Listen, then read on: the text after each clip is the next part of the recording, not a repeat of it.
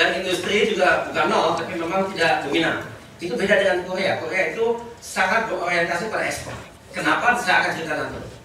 Nah, kalau kita lihat di 10 tahun yang lampau ini, memang Indonesia ini punya satu keuntungan. Kita sangat beruntung sekali. Kita ini hidup dengan yang namanya super siklus daripada komoditas. Jadi komoditas itu kalau kita lihat tahun terakhir ini, apa itu batu bara, atau itu biji besi, atau itu komoditas-komoditas lainnya, itu tidak kenal lain daripada dari tahun ke tahun yang naik, harganya naik lagi.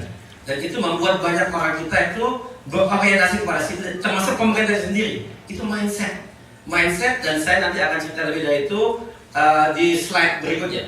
Tapi mindsetnya itu adalah kita itu lebih banyak cenderung mengandalkan kepada apa yang kita sudah punya daripada apa yang kita bisa buat, yaitu menggunakan sumber daya manusia kita yang terbarukan, yang jelas, yang kreatif, dan semuanya itu. Nah, itu adalah di satu pihak, satu berkat kita memang kaya. Dan kalau saya perhatikan sesama bangsa kita ini, kalau kita lihat Indonesia, kita selalu bangga dengan dirinya. Indonesia itu kaya, kita semuanya punya, ini apapun kita tanamkan Indonesia ada. Tapi kita lupa kadang-kadang itu bahayanya. Ya memang karena kita sudah terlalu terfokus dengan itu, kita kurang menghargai yang namanya kreasi orang. Karena apa yang kita bisa buat dan punya dirasakan oleh terlalu lama. Buat apa susah-susah? Kita mendingan aja yang sudah ada, itu aja yang kita jual. Benar, tapi itu dengan itu tidak mungkinlah kita bisa kembangkan satu negara sebesar 250 juta orang. Tidak mungkin. Bahkan negara yang lebih kecil, misalnya di Uni Arab Emirat, dia juga kaya dengan dengan sumber daya alam ya, dan jumlah manusia mungkin paling 5 juta orang, dan mereka kaya, per kapita income-nya tinggi. Tapi kalau kita perhatikan detailnya, yang namanya kelas menengah di situ boleh dikatakan tidak. Yang ada itu orang yang kelas pemerintahan itu semuanya orang emirnya dan keluarganya, dan yang lain soal dikasih uang saku besar, dia bisa hidup, tapi dia tidak maju berdiam di tempat. Dan itu diantaranya, ini hanya sebagai catatan yang menyebabkan misalnya fenomena Al-Qaeda dan sebagainya. Itu orang frustrasi kelas menengah di Saudi yang nggak tahu kemana-mana, pimpinan dari keluarga sangat kaya yang namanya Osama bin Laden itu pengusaha nomor 2 besar di Saudi. Bin Laden Group itu besar sekali, dan salah satu anaknya memang frustrasi. Itu penyebabnya, itu kita sakit dengan itu. Tapi udah itu hanya sedikit kita lompat ke lain topik.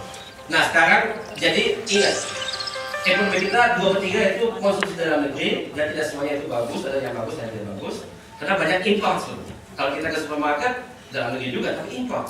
Jadi karena kita memang terlalu tidak menekankan industri lokal dan terlalu liberal terhadap impor yang ada, yang memang datang banyak dari Cina dan negara yang murah lainnya, maka kita banyak industri kita malah kalah saing, dan sehingga yang kita lihat sebagai satu sebetulnya fundament yang bagus, mempunyai pasar dalam negeri yang sangat luas, kita tidak gunakan dengan baik, sehingga itu justru menjadi dibandingkan dengan produk orang lain. Itu sebetulnya kita tidak bisa banyak buah. Kenapa? Karena kita telah menandatangani yang namanya WTO, World Trade Organization.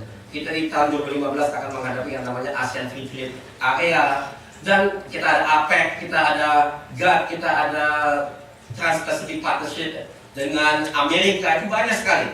Dan kalau kita tidak menandatangani itu, kita sendiri juga bisa ekspor.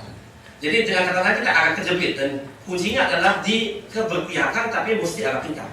Nah sekarang saya mungkin sudah terlalu banyak ngomong, karena mestinya saya per slide. Jadi yang kita lihat ini, kita punya internal market yang besar, kita memang domestic marketnya besar.